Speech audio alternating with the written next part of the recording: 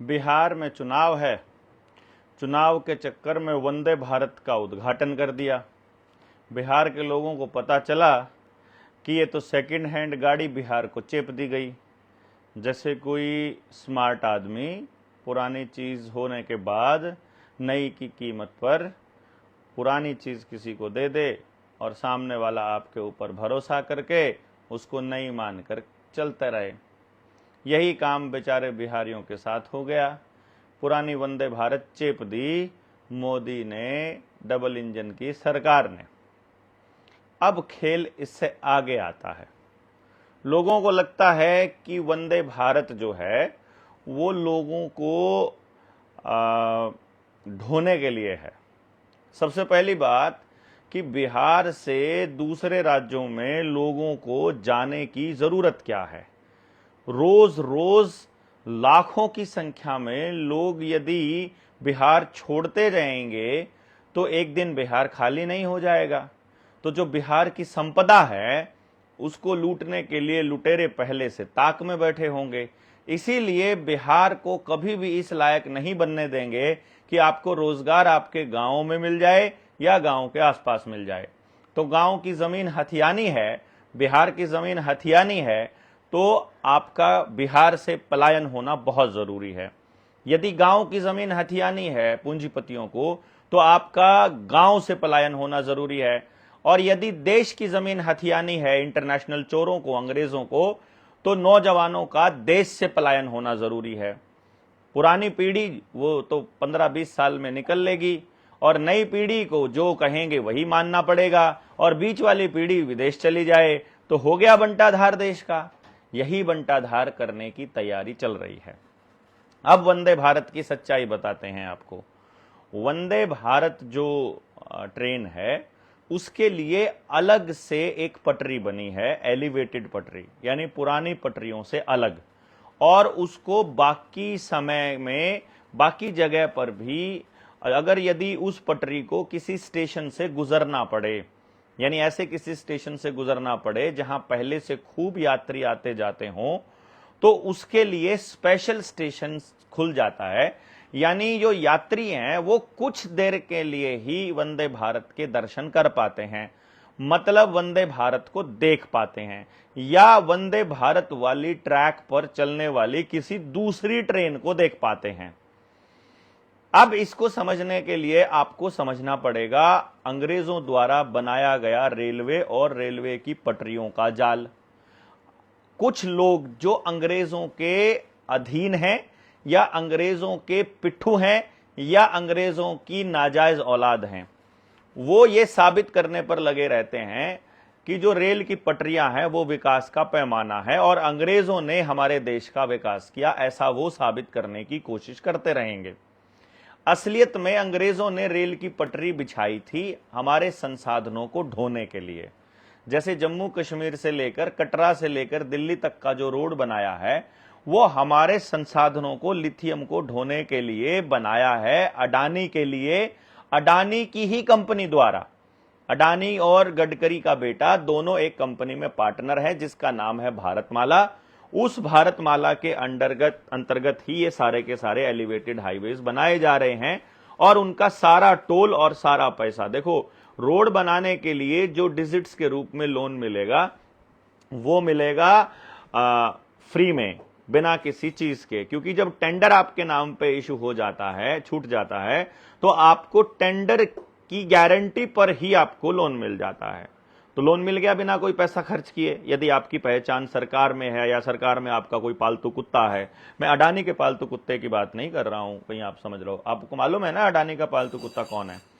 यदि आपका कोई पालतू आदमी वहां मंत्रालय में बैठा है तो वो आपको लोन दिलवा देगा। और यदि सड़क परिवहन मंत्री के बेटे के साथ ही आपकी पार्टनरशिप हो तो फिर आपको सड़क का ठेका मिलने से रोक कौन सकता है। रेल की पटरियां भी उसी के हिसाब से बनेंगी। अब पता चलता है कि जो बुलेट ट्रेन का जो नाटक है वो क्यों खेला गया था, ये देश को पता चलता है। हमको तो पहले से मालूम है, हमको तो पता ही था कि ये खेल खेलने वाले हैं। और उस वक्त आपने 2015 में अगर बुलेट ट्रेन की 14 में बुलेट ट्रेन की घोषणा सुनी थी, तब हम लोग इसको बहुत अच्छे से जान गए थे और सबको बताया भी था। अब वो जो रेल की पटरी है उस पर जैसे अंग्रेजों के वक्त में केवल सामान ढोया जाता था, वैसे ही आज भी केवल सामान ढोया जाता है। आप में से जिस भाई का घर एलिवेटेड हाईवे के नजदीक हो, या आपके घर की छत से एलिवेटेड हाईवे नजर आता हो, या आपके घर से रेल की पटरी भी नजर आती हो, आप एक बार मुझे कमेंट बॉक्स में बताइए कि आपको पूरे दिन में यात्री ट्रेन कितनी दिखाई देती हैं और मालगाड़ियां कितनी दिखाई देती हैं, और मालगाड़ियों में से डबल डेकर वाले डब्बे किस पे लगे होते हैं, और कितने कितने जो गाड़ियां हैं उनके ऊपर वो कोयला या दूसरे संसाधन भरे होते हैं। अगर आप नहीं बता पाएंगे तो मैं आपको बता देता हूं।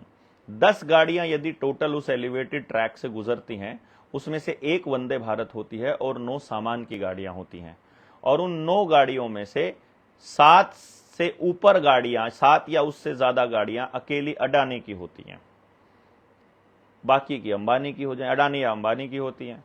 और उन सारे के सारे ट्रैक का रास्ता वैसे ही जैसे कि सारे एलिवेटेड हाईवेज साइलोज के पास से होकर गुजरते हैं, वैसे ही सारे के सारे ट्रैक वो किसी ना किसी बिजली कंपनी यानी पावर संयंत्र जो है उसके बीच से गुजरते हैं। पावर हाउस नहीं, सॉरी, ये जो बनाते हैं ना, इसको क्या बोलते हैं, थर्मल पावर प्लांट या न्यूक्लियर पावर प्लांट से गुजरते हैं, या फिर वो किसी ना किसी साइलो से गुजरते हैं।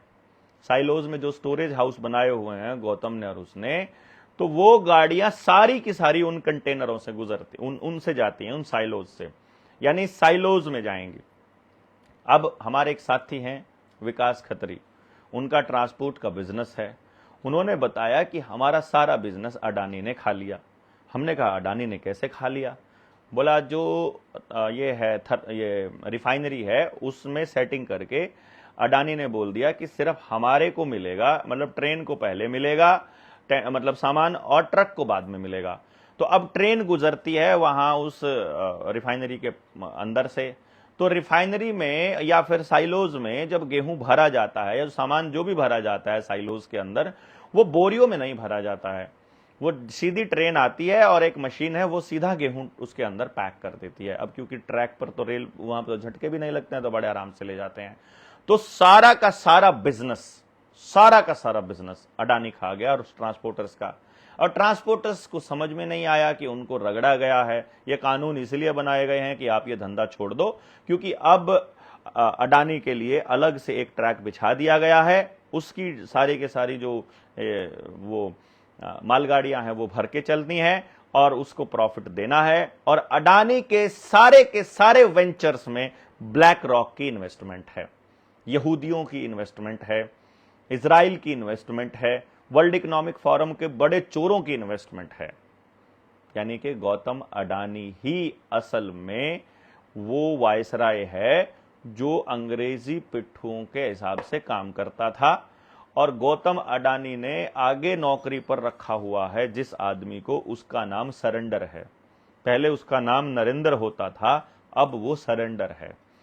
वो ऐसा व्यक्ति है जो मांग में सिंदूर भरकर सुहागरात से पहले भाग जाता है, और उसको अपना पूजनीय मानने वाले तो सबके सब नपुंसक लोग ही होंगे जो अपने बच्चों की बर्बादी पर भी बोल नहीं सकते। यानी सारे वेंचर में या तो वैनगार्ड की इन्वेस्टमेंट है या ब्लैक रॉक की। तो यदि आपको अपना पूरा देश अंग्रेजों के हवाले करना है, यहूदियों के हवाले करना है, इजराइल के हवाले करना है, अपने बच्चे उनके गुलाम बनाने हैं, तो बेशक कुछ मत बोलिए। और यदि कोई और संगठन, किसान संगठन, कोई पॉलिटिकल पार्टी या कोई और नेता या कोई और लोग इस मुद्दे पर बोलते हैं, मेरी आपसे हाथ जोड़कर विनती है, इन मुद्दों पर ऐसे लोगों के साथ खड़े हो जाइए जो सचमुच आपको बता रहे हैं कि असल में वंदे भारत के नाम पर बनाया गया नया ट्रैक आपके बच्चों की गुलामी के लिए, आपके देश को खाली करने के लिए ही बनाया गया है। और यदि आप इसको नहीं समझते हैं तो मैं आपसे क्या कह सकता हूं, मुझे नहीं पता। और यदि आप इसको समझते हैं तो आप जेएसएम का साथ दीजिए, निडर जेएसएम का साथ दीजिए, जनता सरकार मोर्चा की ट्रेनिंग में आइए। अगली ट्रेनिंग में हिस्सा लेने के लिए 9991911784 पर मैसेज कर दीजिए। आपके लिए नया ग्रुप बन जाएगा और जल्दी ही ट्रेनिंग का समय और तारीख तय हो जाएगी। मोस्ट प्रोबेबली हम अगली ट्रेनिंग अपने गाँव में या करनाल ज़िले में कहीं करने वाले हैं। तो आप सब लोग जुड़े, इसके लिए बहुत बहुत धन्यवाद। शेयर कर दीजिएगा, जितने ज़्यादा लोगों तक पहुंचाएंगे, सारे ग्रुप्स में जब तक आप नहीं पहुंचाएंगे, सबको जब तक आप नहीं बताएंगे, तब तक ये बातें फैलेंगी नहीं। जब तक ये बातें फैलेंगे नहीं, तब तक देश जागृत नहीं होगा। जागृत नहीं होगा तो कोई बोलना नहीं सीखेगा, बोलना नहीं सीखेगा तो सरकारें देश की जनता की बात नहीं सुनेंगी, और फिर पुलिस या तंत्र आकर के या अग्निवीर आकर के आपके ऊपर लाठियां भांजने और गोलियां मारने के लिए पहुंच जाएंगे। तो अपने बच्चों को बचाने के लिए आपको बोलना होगा, आपको साथ आना होगा। जय हिंद, जय भारत।